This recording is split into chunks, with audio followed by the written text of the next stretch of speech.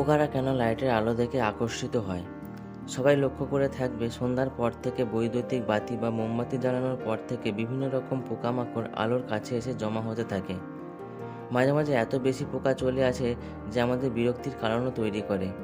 আসলে পোকারা চলাচলের জন্য আলোর উৎসকে নিশানা হিসেবে রাখে।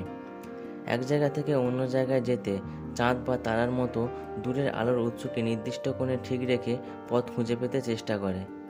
চাঁদ এক জায়গায় স্থির থাকে আর চাঁদের আলো থাকে অনেক দূরে। এই পদ্ধতিতে পোকারা সঠিক পথে যেতে পারে।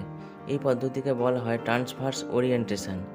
কিন্তু কৃত্রিম আলো চাঁদের আলোর চেয়ে অনেক বেশি উজ্জ্বল ও কাছাকাছি থাকে এবং চারিপাশে আলো অনেক বেশি পরিমাণে ছড়িয়ে পড়ে।